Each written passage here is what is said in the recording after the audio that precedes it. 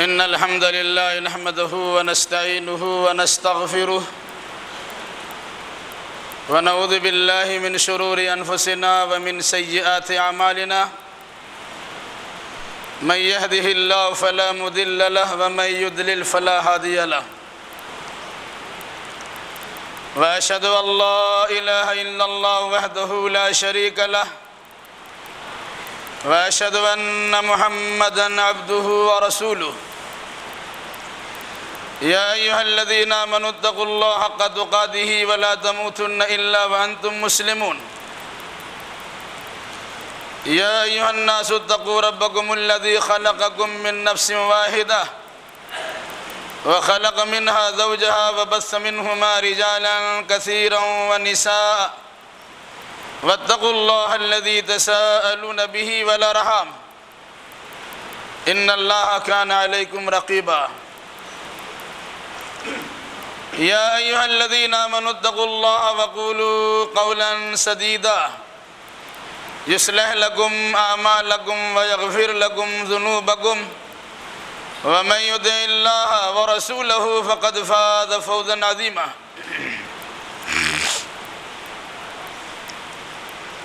أما بعد فإن خير الحديث كتاب الله وخير الهدي هدي محمد صلى الله عليه وسلم وشر الأمور محدثاتها وكل محدثة بدعة وكل بدعة ضلالة وكل ضلالة في النار أعوذ بالله السميع العليم من الشيطان الرجيم بسم الله الرحمن الرحيم اقرأ باسم ربك الذي خلق خلق الإنسان من علق اقرأ وربك الأكرم الذي علم بالقلم علم الإنسان ما لم يعلم وقال تعالى قل هل يستوي الذين يعلمون والذين لا يعلمون وقال تعالى يرفع الله الذين آمنوا منكم والذين أوتوا العلم درجات وقال تعالى وقل رب زدني علما سبحانك لا علم لنا إلا ما علمتنا إنك أنت العليم الحكيم رب اشرح لي صدري ويسر لي أمري واحلل عقدة من لساني يفقهوا قولي رب زدني علما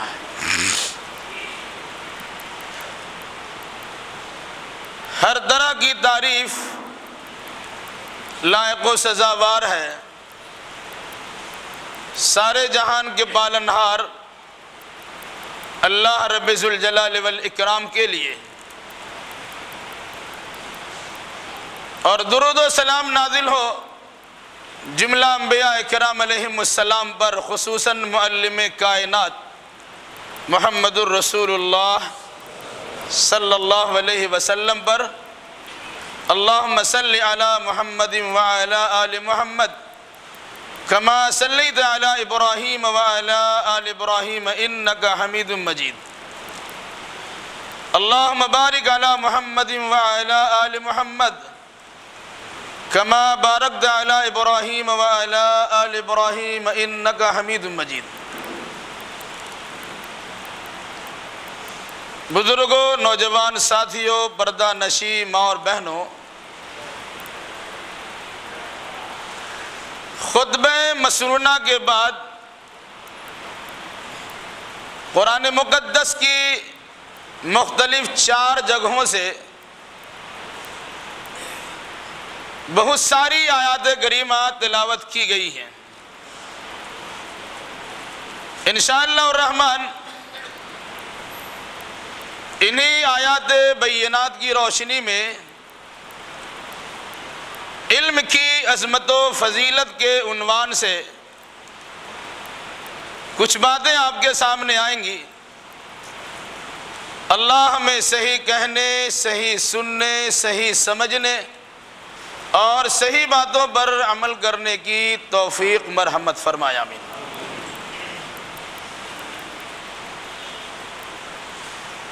تلاوت کردہ آیات میں سے سب سے پہلے جن آیات کریمہ کو پڑھا گیا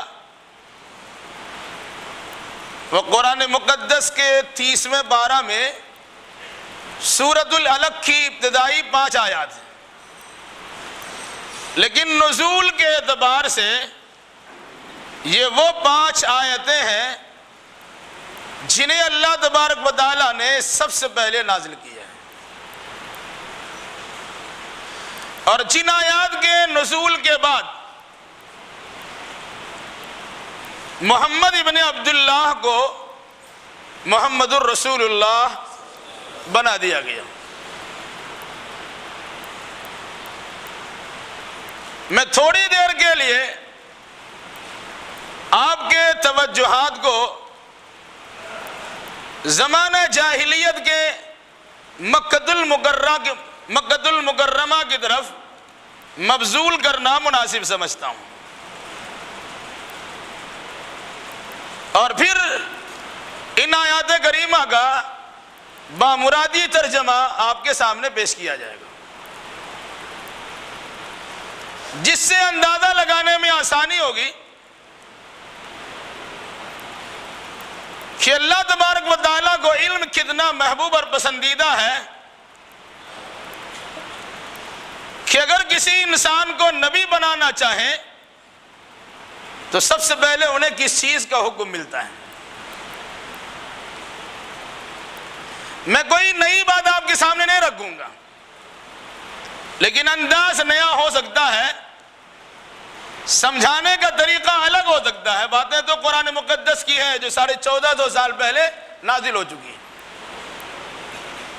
اور ہم میں سے اکثر و بیشتر کو اس کے بارے میں پتہ بھی ہے۔ چھوٹے چھوٹے بچے بھی جانتے ہیں کہ قرآن مقدس میں سب سے پہلے جن آیات کا نزول ہوا وہ سورۃ العلق کی ابتدائی 5 آیات ہیں۔ یہ الگ سی بات ہے کہ بڑے بزرگوں کو معلوم نہ ہو، لیکن آج کے موجودہ دور میں کچھ بچوں کو ضرور اس کا علم ہے کہ جن آیتوں کو اللہ نے سب سے پہلے نازل کیا وہ آیتیں سورۃ العلق کی ابتدائی 5 آیات ہیں۔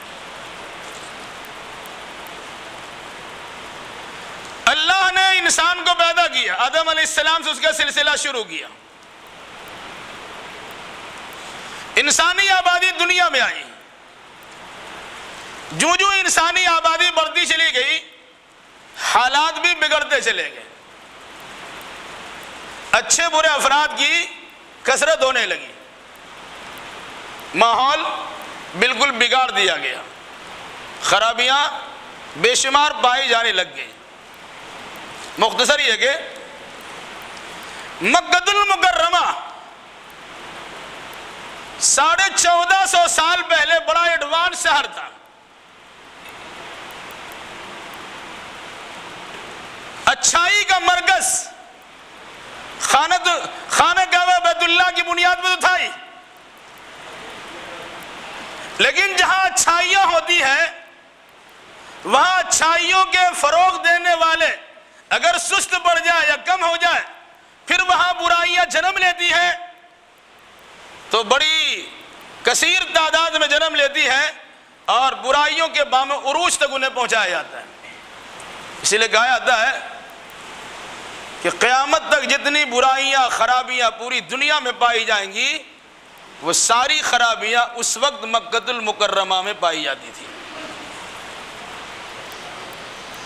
چوری چماری رہزنی ڈکیتی سود خوری رشوت ستانی حرام خوری چھنتائی ڈاکہ زنی یہاں تک کہ زناکاری و بدکاری، انسان دوسروں سے کیا اپنی ماں بہنوں سے بدکاری کرنے پر فخر محسوس کرتا تھا، اور اپنے نسل کو اونچا دکھانے کے لیے اگر کوئی خاندانی اعتبار سے غریب و نادار سمجھا جاتا وہ اپنے خاندان کو اونچا بنانے کا ارادہ رکھتا تو اپنی بیوی کو کسی شریف یا کسی اچھے انسان یا کسی بڑے انسان یا بڑے خاندان والے کے بستر پر بھیج دیا کرتے، پھر اس سے بچہ جنم لیتا، اس کا خاندان بھی اونچا ہو جاتا تھا۔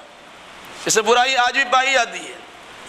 بیویوں کا تبادلہ دنیاوی تعلیم یافتہ لوگوں میں اور جسے اللہ نے مال و دولت سے نوازا ہے ان کے عام طور سے ہوتا ہے، ان کے پاس دین دھرم نام کی کوئی چیز نہیں ہوتی ہے، اس کی بیوی اس کے پاس اور اس کی بیوی اس کے پاس چلتا رہتا ہے۔ اللہ نہ کرے اس قسم کی صورتحال آپ کو دیکھنے کا موقع ملے، اللہ محفوظ رکھے اس قسم کی فتنہ سامانی سے، لیکن معاشرے میں یہ بیماری اور برائی پائی جاتی ہے۔ بہرحال اس زمانے میں مکہ المکرمہ میں چنام تھی،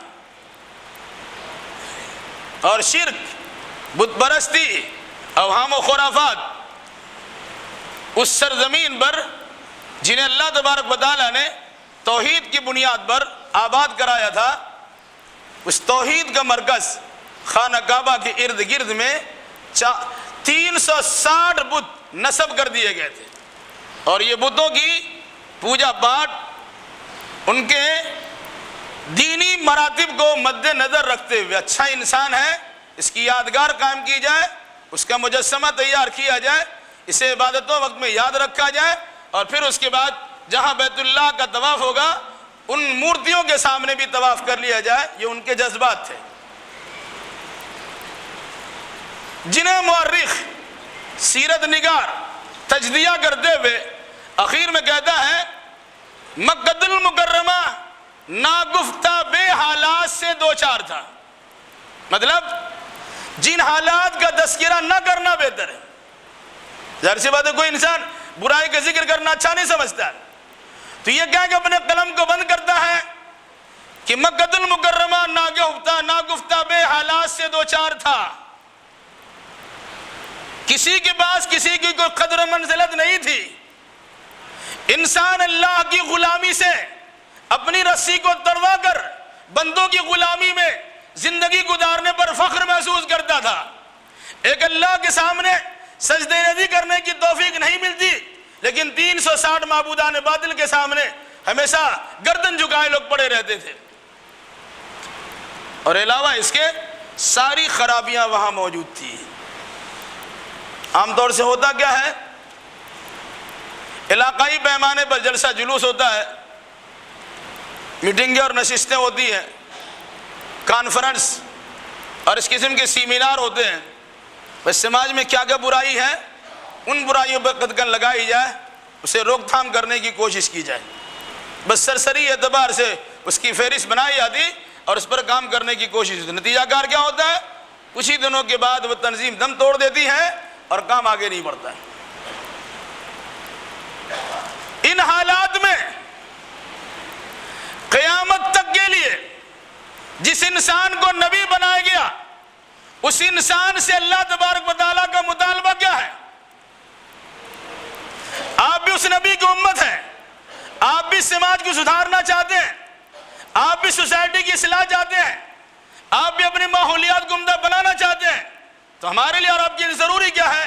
قرآن مقدس کی ان آیات کی روشنی میں ان ضروری اشیاء کا انتخاب کر سکتے ہیں اور اس کے مطابق عمل کر سکتے ہیں۔ کیا کہا؟ حالات خراب تھے، چھوٹی بڑی ساری برائیاں تھی، اجتماعی انفرادی ساری برائیاں تھی، چھپ کر اور اعلانیہ طور سے بھی برائیاں ہو رہی تھی، لیکن کسی برائی کے خاتمے کا ابتدائی مرحلے میں اللہ نے حکم نہیں دیا۔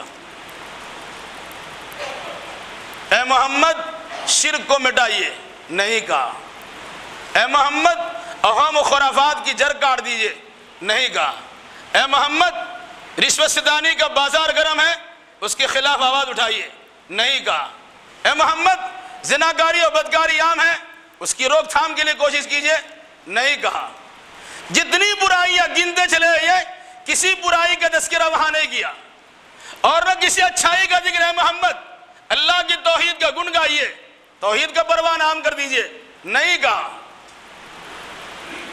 سنت کے فروغ کے لیے کوشش کیجئے، نہیں کہا۔ نماز پڑھیے پڑھوائیے، نہیں کہا۔ روزہ رکھیے رکھائیے، نہیں کہا۔ زکوٰۃ دیجئے اور دلوائیے، یہ بھی نہیں کہا۔ حج کا نظام قائم کیجئے کرائیے، یہ بھی نہیں کہا۔ کیا کہا؟ ان اچھائیوں کو فروغ دینا تھا، ان برائیوں کا خاتمہ کرنا تھا، لیکن ابتدائی مرحلے میں شروع میں اللہ نے ان چیزوں پر آپ کے توجہات کو مبذول نہ کراتے ہوئے صرف ایک بات کہی، اقرا، پڑھیے۔ اس سے اندازہ لگائیے کہ پڑھائی کی اہمیت کیا ہے۔ اقرا، اس لفظ اقرا بھی جب انسان لکھتا ہے تو پڑھائی کے بعد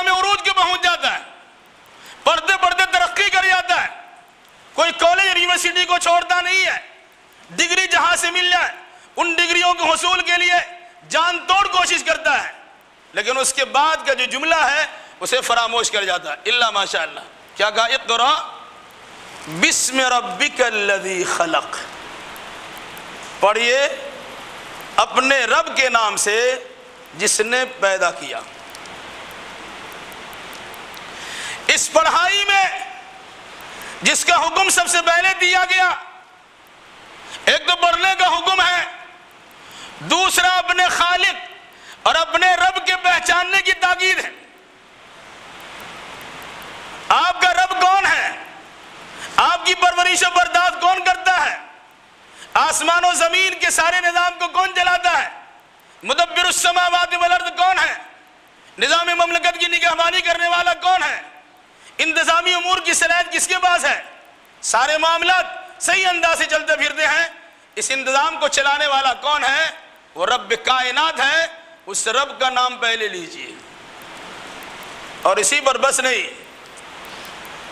کہا اسی رب نے آپ کو پیدا کیا ہے، پہلے آپ اپنے خالق کو پہچانیے۔ جس اللہ نے آپ کو پیدا کیا ہے اس کی معرفت حاصل کیجئے، کون ہے وہ؟ اقرأ بسم ربک الذی خلق، پڑھیے اپنے رب کے نام سے جس نے پیدا کیا۔ اللہ کا نام یہاں لفظ اللہ نہیں آیا، لیکن کہا رب کا نام لیجئے، کہا اپنے خالق کو پہچانیے۔ انسان اگر پیدا ہوا ہے تو اسے سوچنا چاہیے ہم پیدا کیسے ہو گئے؟ آسمان سے ٹپک تو نہیں گئے؟ پیدا کرنے اور پیدا ہونے کا ایک نظام ہے، وہ نظام کو کون چلاتا ہے؟ اور پھر اس کے بعد پیدا کر کے یوں ہی چھوڑ نہ دیا، بلکہ ہر وقت اللہ تبارک و تعالیٰ کے کیمرے میں آپ موجود ہیں، اس رب کو بھی دیکھیے۔ بہت بڑے بڑے کمپنی کے مالک کہتے ہیں ہمارے پاس حساب ہی نہیں ہے، میرا سامان کہاں پڑا ہوا ہے نہیں پڑا ہوا ہے، وہ تو مینیجر دیکھے گا اور گڈاؤن میں رہنے والے افراد جانتے ہیں، پتہ نہیں ہے، تھوڑا موڑا کاروباری ہے، تب یہ صورتحال ہے۔ عرش معلیٰ پہ جلوہ افروز اللہ تبارک و تعالیٰ، ساتوں آسمان اور ساتوں زمین، ان میں پائی جانے والی ساری مخلوقات، ہونے والے سارے اعمال، ان ساری چیزوں کو اللہ تبارک و تعالیٰ بےعینی اسی طرح دیکھتا ہے جس طرح آپ کے ہاتھ میں کوئی چیز ہو اور آپ بغیر کسی اشتباہ کے اور بغیر کسی مجبوری پریشانی کو اسے دیکھتے ہیں۔ وہ ساری کائنات اللہ کی نگاہ میں۔ اللہ نے کیا کہا؟ اقرأ بسم ربک الذی خلق، پڑھیے اپنے رب کے نام سے جس نے پیدا کیا ہے۔ تو خالق کی معرفت حاصل کیجیے۔ ظاہر سی بات ہے ایک انسان اپنے خالق کو پہچانے گا، اس کا شکریہ ادا کرے گا، پھر خالق کے کارناموں کو دیکھے گا، مزید شکریہ ادا کرے گا۔ ایک آدمی آپ کو کام میں لگاتا ہے، آپ اس کے شکر گزار ہوتے ہیں، کام کرنے کے بعد آپ پر نوازشوں کا برکھا برساتا ہے، آپ کی تنخواہیں بہترین دیتا ہے، آپ کے لیے سہولیات بھی دیتا ہے، اور جا بجا آپ کے لیے بہت سارے اسباب پیدا کرتا ہے جس سے آپ کی زندگی بسہولت گزر جائے، تو آپ ایسے مالک اور کارخانے دار کا شکر گزار بھی ہوتے ہیں، اور ساتھ ساتھ ہمیشہ اس کا نام کا مالا بھی جپتے ہیں، اس کا تذکرہ بھی کرتے ہیں۔ یہ الگ سی بات ہے، کچھ ناشکرے لوگوں تو اس کی کوئی گنتی نہیں ہے۔ شروع میں اللہ نے کہا پڑھیے اپنے رب کے نام سے جس نے پیدا کیا۔ کس کو پیدا کیا؟ آپ کو بھی پیدا کیا، آپ کے باپ دادا کو پیدا کیا، پوری کائنات کو پیدا کیا۔ وہ کائنات کو پیدا کرنے والا رب اس لائق ہے کہ ان کا نام سب سے پہلے لیا جائے۔ اسی لیے جب مدارس و مساجد میں پڑھائی کی تعلیم کا آغاز اور شروعات ہوتی ہے تو کہتے ہیں بسم اللہ الرحمن الرحیم۔ باقی جہاں پڑھائی کی شروعات ہوتی ہے وہاں کیا پڑھتے ہیں؟ عرض کریں گے تو شکایت ہوگی کتا بلی کا نام لیے بغیر کوئی چارہ کار نہیں ہوتا۔ وہ شروع ہی میں بچوں کے ذہن و دماغ میں جانوروں سے متعلق باتیں بٹھائی جاتی ہیں، لیکن اے فور اللہ سکھائے نہیں آتا اور بے فور بسم اللہ پڑھائے نہیں آتا۔ پھر کس منہ سے اپنے آپ کو کہتے ہیں کہ ہم اللہ تبارک و تعالیٰ کے پرستار ہیں؟ جب سورہ اقرا کی لفظ اقرا پر ہمارا شروع ہی میں من نہیں ہے، زندگی اسی طرح ہماری گزر گئی، پھر کس منہ سے ہم کہتے ہیں کہ اللہ تبارک و تعالیٰ کے وفادار ہم ہیں؟ اس لیے کہا اقرا بسم ربک الذی خلق۔ اور اسی پر بس نہیں ہے کہ صرف اللہ اللہ کرتے رہیے، نماز روزہ پڑھیے اور اس کے علاوہ کچھ مت سیکھیے، نہیں۔ پہلے اللہ کی معرفت حاصل کر لیجئے، اللہ کو پہچان لیجئے، اللہ کیا ہے اسے جان لیجئے۔ پھر اس کے بعد جب آپ کا عقیدہ مضبوط ہے، دنیا کے جس خطے میں جائیں، جس یونیورسٹی میں جائیں، اب تعلیم حاصل کیجئے، وہاں اللہ کی توحید کا پرچارک بن کے زندگی گزاریں گے، کسی کی تعلیمی صلاحیت سے مروب نہیں ہو سکیں گے۔ اس کے فوراً بعد اللہ نے کہا خلق الانسان من علق، انسان کو جمے ہوئے خون سے پیدا کیا۔ اب جانتے نہیں ہیں، لیکن اسکول اور کالج میں پڑھنے والے، اسکول کے بچے بھی جانتے ہیں، بایولوجی وغیرہ کی تعلیم حاصل کرنے والے، کہ بچہ کس طرح پیدا ہوتا ہے، ماں باپ کا میل ملاپ ہوتا ہے، اور کون سا پانی کہاں سے آگے کہاں جمع ہوتا ہے، اور پھر اس کے بعد اس کی تخلیق کی شکل کیا ہوتی ہے، وہ سب انسان جانتا ہے۔ جس چیز کو قرآن نے 1450 سال پہلے کہا تھا کہ جمے ہوئے خون سے انسان کی تخلیق کرنے والا اللہ ہے، اس کی معرفت حاصل کیجئے۔ آج تک ہمیں یہ بات سمجھ میں نہیں آ رہی ہے۔ ڈاکٹروں کو کہنے پر ہمارا یقین ہوتا ہے، سونوگرافی الٹراساؤنڈ وغیرہ کرا کے کچھ معلومات فراہم ہو جائے، اس پر آپ کا اعتبار ہوتا ہے، لیکن اللہ نے جن چیزوں کو بیان کیا ہے ہمارے پاس اس سلسلے میں نہ یقین ہے نہ صحیح علم ہے۔ یہی وجہ ہے کہ ہم اس پر بھروسہ کرنے کے بجائے ادھر ادھر دوڑتے پھرتے رہتے ہیں۔ تیسری آیت میں ایک اور اہم بات بیان کی گئی، اقرا وربک الاکرم الذی علم بالقلم۔ تیسری اور چوتھی آیت پڑھیے، آپ کا رب بہت زیادہ کرم کرنے والا ہے۔ انسان کو پیدا کیا، یہ اللہ کا بہت بڑا کرم ہے، پیدا نہیں کرتا تو آتے ہی نہیں ہے۔ پوچھئے ان لوگوں سے جن کی شادی ہو گئی، 2-4 سال گزر کے بچہ نہیں ہوتا ہے، انہیں بچے کی خواہش ہے، اس کا دل مردہ نہیں ہوا، ان سے پوچھئے بچے کیا چیز ہوتے ہیں۔ یہ اللہ تبارک و تعالیٰ نے کسی کو صاحب اولاد بنایا، پیٹ ہی میں اس بچے کی موت ہو جائے، ولادت کے وقت موت ہو جائے، ولادت کے بعد موت ہو جائے، بچپنے میں، جوانی، بڑھاپا میں جب بھی موت ہو جائے، تو ہر ماں باپ اپنے بچوں کا اس طرح خیال رکھتے ہیں کہ اس کا غم انہیں ستاتا زبردست ہے۔ کہا اس سے پوچھیے آپ جنہیں بچہ دیا گیا ہو، چھین لیا گیا ہو، جنہیں بچہ سے محروم کر دیا گیا ہو، ان سے پوچھئے بچہ کیا ہے۔ تو تخلیق بھی اللہ تبارک و تعالیٰ کی بہت بڑی نعمت ہے، اولاد کو مل جانا اللہ تبارک و تعالیٰ کا بہت بڑا فضل ہے، لیکن اس نعمت تخلیق پر نعمت تعلیم کی فوقیت ثابت کرنے کے لیے اللہ نے سب سے پہلے کہا اقرا پڑھیے آپ، بعد میں خلق کا ترجمہ ہے، بعد میں خلق کی تفصیل ہے، اور بعد میں رب ہونے کا تذکرہ ہے، لیکن پہلے تو کہا اقرا پڑھیے۔ پڑھائی کی شکل تو یہ ہے کہ آپ سن رہے ہیں، تقریر آپ کے سامنے کی جا رہی ہے، خطبہ آپ کے سامنے دیا جا رہا ہے، بہت بڑا اسپیکر کوئی اسپیچ آپ کے سامنے دے رہا ہے، آپ سن کر کے علم حاصل کرتے ہیں، یہ بھی علم حاصل کرنے کا ذریعہ ہے، اسے کوئی غلط نہیں کہتا، یہ بھی ایک ذریعہ ہے، لیکن یہ باتیں ہماری ہوا میں اڑ جائیں گی، اللہ ہے کہ کسی کی بات کو جمع کیا جائے، جس طرح اللہ کے نبی صلی اللہ علیہ وسلم کی تقریروں کو، آپ کے مسکرانے کے، آپ کو رونے کو، آپ کے صبح شام کے سارے معمولات کو صحابہ کرام نے ضبط تحریر میں لائے، لکھ کے دیا، آج دنیا والوں کے سامنے وہ نمونہ موجود ہے۔ تو یہ باتیں ہماری دور جاتی ہیں۔ جھلک سی بات ہے کہ اللہ کے کیمرے میں جمع ہے، کل انسان سے بلوایا جائے گا، انسان کی زبان سے صادر ہونے والے الفاظ بھی سنائے جائیں گے، آڈیو اور ویڈیو دونوں ریکارڈنگ اللہ کے یہاں موجود ہے، اسی کی شکل ہی ہمارے سامنے ہے کہ آج انسان بول کے نکل جائے گا، سوچے بھاگ جائیں گے، بچ جائیں گے، ایسا نہیں ہے، وہ چیزیں ریکارڈڈ ہیں۔ لیکن کیا کہا؟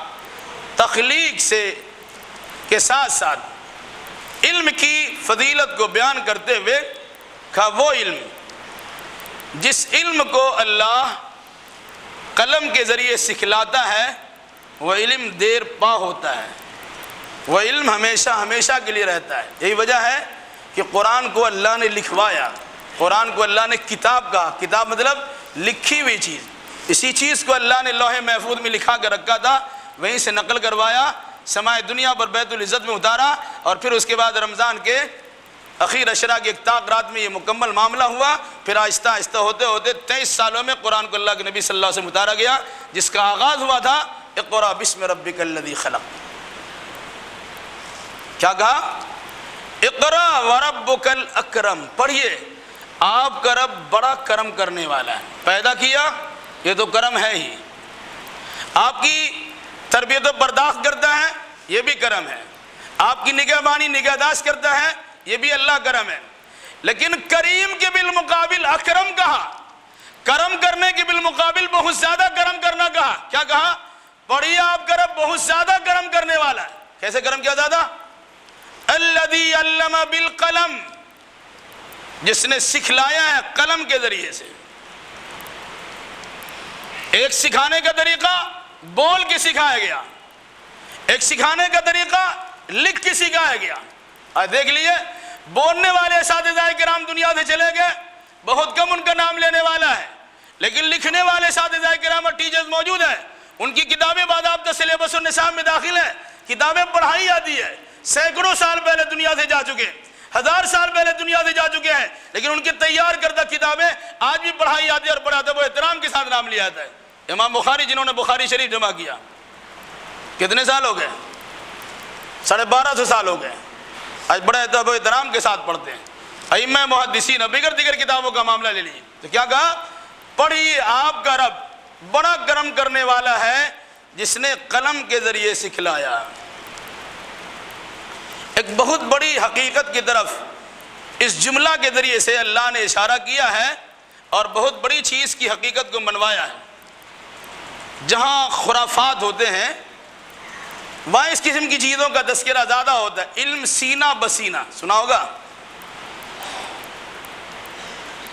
پیری مریدی میں عام طور سے سلسلہ زیادہ جاری ہے۔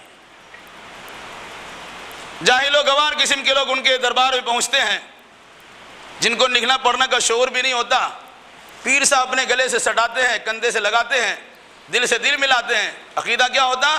یہاں اس دل کا علم اس دل میں ٹرانسفر ہو جاتا ہے۔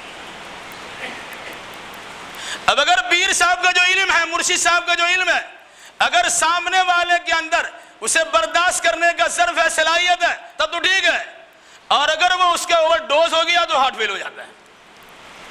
یہ بدعقیدگی عادی پائی جاتی ہے۔ تو خرافات وہاں بھی تھے، تو اللہ تبارک و تعالیٰ اس بدعقیدگی کو دور کرنے کے لیے کہا الذی علم بالقلم، سینہ بسینہ۔ علم کا اعتبار نہیں ہے، یہ تو لکھنے کا اعتبار ہے۔ کہتے لکھتن کے سامنے بختن کا اعتبار نہیں ہوتا، لکھ کے اللہ تبارک و تعالیٰ نے پڑھوایا اور سکھلایا ہے۔ وہ کتاب دنیا والوں کے سامنے موجود ہے، جتنے بڑے بڑے ادبا اور فسا پیدا ہو جائیں وہ تباہ آزمائی کریں اور قرآن مقدس کی آیت کے خلاف اپنی سارا زور لگا دیں، لیکن قرآن کی ادبیت برقرار رہے گی، اس کی فساد و براغت بھی برقرار رہے گی۔ اس لیے کیا فرمایا؟ اقرأ وربک الاکرم الذی علم بالقلم، جس نے قلم سے سکھلایا، لکھوا کے سکھلایا، لکھ دیا، آپ پڑھتے رہیے، آپ چلے آئیں گے، آپ کا بیٹا پڑھے گا، بیٹا چلا جائے گا، پوتا پڑھے گا، یہ پر پوتا تک وہ سلسلہ اور بعد تک سلسلہ جاری ہے۔ کیوں؟ کہ لکھی ہوئی چیز آپ کے پاس موجود ہے۔ تو عام علم، اس کے بالمقابل کتابت والا علم، اس کا زیادہ احترام کرنے کا اللہ نے حکم دیا ہے، کیونکہ اللہ نے تخلیق کو کرم کہا ہے، عام علم کو کرم کہا ہے، لیکن قلم سے لکھے جانے والے علم کو رب اکرم کا کرم اکبر کہا ہے، بہت بڑا اللہ کرم ہے۔ پھر اس کے بعد کیا کہا؟ علم الانسان ما لم یعلم، انسان کو وہ سکھلایا جو وہ نہیں جانتا تھا۔ غور کیجئے، انسان ابھی ماں کے پیٹ میں ہے، اس کی روزی روٹی کیسے چل رہی ہے؟ بچہ کھاتا پیتا اندر میں ہے، ماں کی نابھی سے اس کا رشتہ جڑا ہوا ہے، ماں کھاتی ہے، ماں پانی پیتی ہے، بچے کے جسم میں وہ چیزیں جا رہی ہوتی ہیں، ولادت کے بعد نابھی کاٹ دی جاتی ہے، وہ رشتہ ٹوٹا، اب بچے کھائیں گے کیا؟ اللہ نے بچوں کے اندر ایک ایسا گڑ عطا کیا ہے کہ اس کام کو کر کے سارے مطالبات منوا لیتے ہیں۔ اگر اس پر غور کریں گے تو ہم بھی اللہ سے سارے مطالبات منوا سکتے ہیں۔ بچہ کو تکلیف ہو روتا ہے، بھوک لگی روتا ہے، دودھ کی خواہش ہو روتا ہے، کھانے کی طبیعت چاہے روتا ہے، رو کر کے سارا کام کرا لیا۔ جب مربی مزاجی کے سامنے ایک بچہ رو رو کر اپنی ساری ضرورتیں پوری کرا لیتا ہے تو انسان مربی حقیقی کے سامنے روئے گا تو کیا اللہ تبارک و تعالیٰ اس کے مسائل کو حل نہیں کرے گا؟ لیکن ہماری آنکھوں میں آنسو کہاں؟ ہم تو لوگوں کے سامنے بھیک مانگنے میں رو دیتے ہیں، دوسروں کے سامنے اپنی پریشانی کا اظہار کرنے میں روتے ہیں، لیکن تنہائی میں اللہ تبارک و تعالیٰ کے سامنے اس کی نعمتوں کا گن گاتے ہوئے، اپنے اوپر رحم و کرم کرنے کی درخواست کرتے ہوئے ہماری آنکھوں سے آنسو جاری نہیں ہوتا، ہمارا دل اتنا سیاہ بنا ہوا ہے۔ کیا کہا؟ بچہ کو رونا بھی سکھلا دیا۔ فَهَدَيْنَاهُ النَّجْدَيْنِ قرآن کہتا ہے ہم نے انسان کو دو راستے بھی دکھلا دیے۔ اس کو بہت سے لوگ کہتے ہیں جنت و جہنم کا راستہ ہے، لیکن پیدا ہونے والے بچوں کے لیے جہنم جنت کا بھی راستہ نہیں ہے، وہ ماں کی چھاتی کی دو دودھ کی نالیاں ہیں جنہیں انہیں دکھلا دیا گیا، کبھی ادھر دودھ پیتا ہے کبھی ادھر دودھ پیتا ہے، اور ماں کو لگانے کی ضرورت بھی نہیں پڑتی، ماں گود میں لیا اور بچہ منہ میں ڈالا اور چبر چبر کر کے اب دودھ پینا شروع کر دیا۔ قرآن کیا کہتا ہے؟ فَهَدَيْنَاهُ النَّجْدَيْنِ، ہم نے دو راستے دکھلا دیے۔ ہے کیا چیز؟ کس طرح علم سے اللہ تبارک و تعالیٰ نوازتا ہے، اب غور و فکر کیجیے۔ علم الانسان ما لم یعلم، انسان کو وہ سکھلا دیا جو جانتا نہیں ہے، اور جو انسان کی زندگی ترقی کرتی جائے گی اور جیسے جیسے حالات ان کے سامنے پیدا ہوتے جائیں گے ویسے ویسے اللہ تبارک و تعالیٰ ان کے سامنے راستہ ہموار کرتا جائے گا۔ اب آدمی اسے لینا چاہے تو لے گا، نہیں لینا چاہے گا تو آنکھ موند لے گا، بند کر لے گا، وہ محروم رہ جائے گا۔ قدرت میں بے شمار چیزیں ہمارے سامنے مشاہدات کی شکل میں رکھ دیے ہیں کہ جس سے عبرت و نصیحت حاصل کیجیے۔ اللہ نے آنکھیں دی ہیں تو کائنات میں غور و فکر کرنے کے لیے، اسے دیکھیے، ایک مسجد تیار آپ نے کی ہے، اس میں اینٹا لگایا، بالو لگایا، سیمنٹ لگایا، چھڑ لگایا وغیرہ وغیرہ، کہاں سے آپ کو یہ ملا؟ گھر بناتے ہیں بہت سارے اعتبار سے سجاوٹ کرتے ہیں، علم آپ کو کہاں سے ملا ہے؟ تو جو علم اللہ آپ کو دیتا ہے اس علم کے ذریعے سے دنیاوی منفعت تو حاصل کرتے ہیں، لیکن جس کا اصل مقصد اللہ تبارک و تعالیٰ کی معرفت ہے، جس کی شروعات میں تذکرہ کر دیا گیا اقرا وربک الاکرم، اور اس سے پہلے کہا گیا اقرا بسم ربک الذی خلق، ہم اسے فراموش کرتے ہیں۔ اس لیے علم کی اہمیت کو سمجھیے اور اس کے ذریعے سے اپنے خالق کو پہچاننے کی کوشش کیجیے۔ یقیناً اگر ہم نے علم سے یہ رشتہ ناطہ جوڑا ہے اور اپنے خالق کو پہچاننے کے لیے اللہ کی جانب سے قلم کے ذریعے سے لکھی لکھائی کتاب، یہ لکھائی ہوئی کتاب قرآن مقدس کی شکل میں ہمارے پاس موجود ہے، جس کی تعلیم حاصل کرنے کا ہمیں حکم دیا گیا، اور اگر کوئی انسان اس زبان کو نہیں جان سکتا ہے تو اللہ تبارک و تعالیٰ کا مزید کرم یہ ہوا کہ اس زندہ جاوید کتاب کا ہر زندہ زبان میں ترجمہ کرا دیا۔ اپنی زبان میں قرآن مقدس کا ترجمہ کا مطالعہ کیجئے اور دیکھیے کہ خالق کائنات آپ سے کیا کہنا چاہتا ہے۔ علم حاصل کر کے دیکھیے آپ، پھر وہ چیز یاد رکھیے، علم انما العلم بالتعلم، علم صرف پڑھنے سے نہیں آتا ہے بلکہ باضابطہ زانوِ تلمس کے تہ کرنے سے آتا ہے۔ اللہ قرآن کو اتار دیتا، پورا قرآن نازل کر دیتا، عرب والے تو عربی سمجھتے ہی تھے، دے دیا قرآن بٹوارا کر دیا، پڑھتے رہ جاؤ۔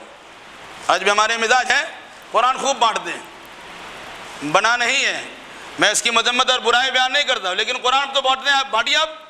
اللہ تبارک و تعالیٰ قرآن عرب میں بٹوا دیتا، اتار دے، جگہ جگہ ڈال دیتا، لیکن نہیں، جو قرآن کو اتارنے کا ارادہ کیا تو اللہ نے اپنے ایک بندے کو خاص طور سے انتخاب کیا،